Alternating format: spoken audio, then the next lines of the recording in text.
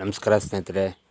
ನಾವು ನಮ್ಮ ಕರ್ನಾಟಕ ಕಾವಲು ಪಡೆಯ ತಾಲೂಕು ಸಂಚಾಲಕರಾಗಿರ್ತಕ್ಕಂತಹ PK ಕುಂಜುಟಿ ಅವರ ಸುಪುತ್ರಿಯ ಮದುವೆಗೆ ನಿನ್ನೆ ನಾವು ಕೇರಳದ ಎಡಕರ ಎನ್ನುವಂತಹ ಊರಿಗೆ ಹೋಗಿ ನಾವು ಕರ್ನಾಟಕ ಕಾವಲು ಪಡೆಯ ಎಲ್ಲ ಸದಸ್ಯರು ಒಟ್ಟುಗೂಡಿ ನಾವು ಒಂದು ಕೇರಳ ಅನ್ನುವಂತಹ ಎಡಕರ ಎನ್ನುವಂತಹ ಊರಿಗೆ ಹೋಗಿ ನಾವು ಎಲ್ಲ ನಮ್ಮ ಟೀಮಿನ ಎಲ್ಲ ಸದಸ್ಯರು ಕೂಡ ಹೋಗಿ ಅವರ ಮದುವೆಯಲ್ಲಿ ಭಾಗವಹಿಸಿದ ಒಂದು ಸಂದರ್ಭವನ್ನು ನಾವು ಮೆಲುಕು ಹಾಕುತ್ತಾ, ಆ ಒಂದು ಸಂದರ್ಭ ಹೇಗಿತ್ತಪ್ಪ ಅಂತಂದರೆ, ನಾವು ರಾಜ್ಯಾಧ್ಯಕ್ಷರು ನಮ್ಮ ರವೀಂದ್ರಣ್ಣ ಕರಿಗೌಡರು ಮತ್ತು ಇವರು ನಮ್ಮ ಮಾದೇವಣ್ಣ ಎಲ್ಲರೂ ಕೂಡ ನಾವೆಲ್ಲ ನಮ್ಮ ಅಬ್ದುಲ್ ಮಾಲಿಕ್, ಸಾದಿಕ್ ಪಾಷಾ ಮತ್ತು ಸಮೀರಣ್ಣ ಮತ್ತು ಅನ್ಸರು ಮತ್ತು ನಾನು PK ಕುಂಜುಟಿ, ಇವರು ರಾಜು ಮತ್ತು ಇನ್ನೂ ಅನೇಕ ಎಲ್ಲ ಸದಸ್ಯರು ಹೋದಾಗ ಅವರು ನಮ್ಮನ್ನು ಆತ್ಮೀಯವಾಗಿ ಬರಮಾಡಿಕೊಂಡು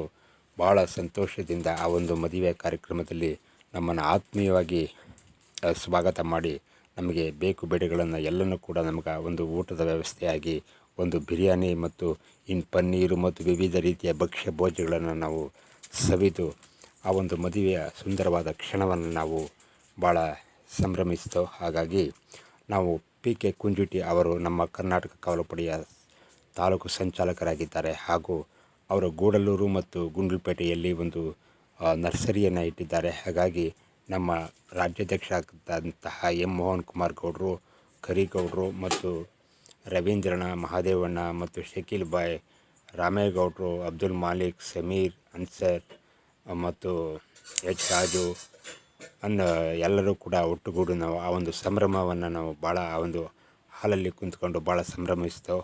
ಹಾಗಾಗಿ ಇನ್ನೂ ಕೂಡ ನಾವು ವಿವಿಧ ಒಂದು ಕುಶಲೋಪಚಾರಿಗಳನ್ನು ಮಾಡ್ತಾ ನೋಡಿ, ವಿವಿಧ ರೀತಿಯ ಭಕ್ಷ್ಯ ಭೋಜನಗಳು, ಬಿರಿಯಾನಿ ಬೇಕಾದರೆ ಬಿರಿಯಾನಿ ಮತ್ತು ಚಿಕನ್ ಪಲಾವ್, ಮಟನ್ ಪಲಾವ್, ಪನ್ನೀರು, ಇನ್ನೂ ವಿವಿಧ ರೀತಿಯ ಎಲ್ಲ ರೀತಿಯ ಒಂದು ಭಕ್ಷ್ಯ ಭೋಜನಗಳು, ಗೋಬಿ ಮಂಚೂರಿ, ಕಬಾಬು, ಎಲ್ಲ ರೀತಿಯ ಒಂದು ಖಾದ್ಯವನ್ನು ಅಲ್ಲಿ ಮಾಡಿ ನಾವು ಅದನ್ನು ಸವಿದು, ಹಾಗಾಗಿ ಅಲ್ಲಿ ದಾರಿಯಲ್ಲಿ ಬರುವಂತಹ ಒಂದು ಸುಂದರವಾದ ನಿಸರ್ಗದಲ್ಲಿ ಆ ಒಂದು ಸ್ಟಾಪನ್ನು ಕೊಟ್ಟು ಅಲ್ಲಿ ಐಸ್ ಕ್ರೀಮನ್ನು ತಿಂದು ಎಲ್ಲರೂ ಕೂಡ ಸಂಭ್ರಮವನ್ನು ಆನಂದಪಟ್ಟೆವು. ನೋಡಿ, ಎಷ್ಟು ಸುಂದರವಾದಂತಹ ಒಂದು ಕೇರಳ ಒಂದು ಟೀ ಎಸ್ಟೇಟಲ್ಲಿ ನಾವು ಎಷ್ಟು ಚೆನ್ನಾಗಿ ಒಂದು ಸಂತೋಷದ ಕೂಟವನ್ನು ಏರ್ಪಡಿಸ್ಕೊಂಡು ಅಲ್ಲಿ ಐಸ್ ಕ್ರೀಮ್ ತಿನ್ನೋದಾಗಿರ್ಬೋದು, ಸಂತೋಷವನ್ನು ಹಂಚ್ಕೊಳ್ಳೋದಾಗಿರ್ಬೋದು, ಇನ್ನು ಎಲ್ಲ ರೀತಿಯ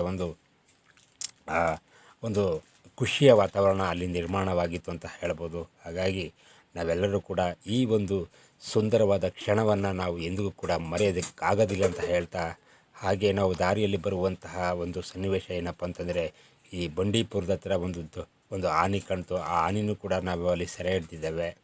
ನೋಡಿ ಯಾವ ರೀತಿ ಅದು ಕಾಡು ಆನೆ ಆಗಿರ್ಬೋದು. ಹಾಗಾಗಿ ಅಲ್ಲಿರ್ತಕ್ಕಂತಹ ಜನರು ಅದನ್ನು ಓಡಿಸುವಂತಹ ಪ್ರಯತ್ನವನ್ನು ಅಲ್ಲಿ ಮಾಡ್ತಾಯಿದ್ದಾರೆ.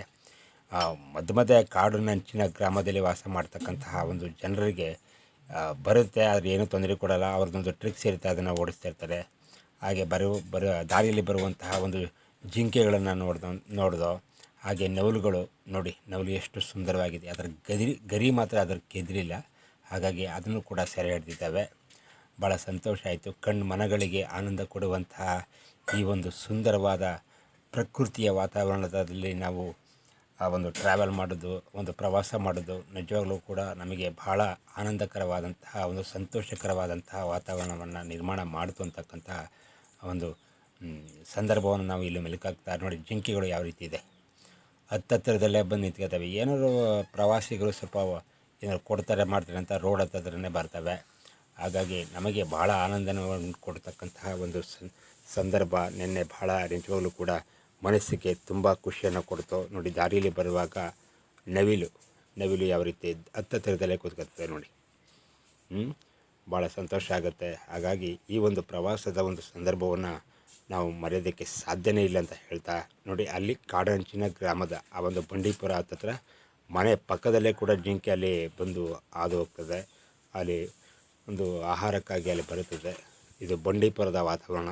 ಹಾಗಾಗಿ ಸಂಜೆ ಆಯಿತು ನಾವು ಬರೋದು. ಆ ಸಂಜೆಯ ಒಂದು ಮುಸ್ಸಂಜೆಯ ಒಂದು ಸೂರ್ಯನ ರಶ್ಮಿ ಯಾವ ರೀತಿ ಕಾಣುತ್ತೆ, ಬಂಡೀಪುರದ ಅಂಚಲ್ಲಿ ತೆಗೆದಂತಹ ಈ ಒಂದು ಚಿತ್ರೀಕರಣ. ಹಾಗಾಗಿ ತಮ್ಮೆಲ್ಲರಿಗೂ ಶುಭವಾಗಲಿ ಅಂತ ಹೇಳ್ತಾ ಈ ಒಂದು ಮಾತನ್ನು ಮುಕ್ತಾಯ ಮಾಡ್ತಿದ್ದೀನಿ.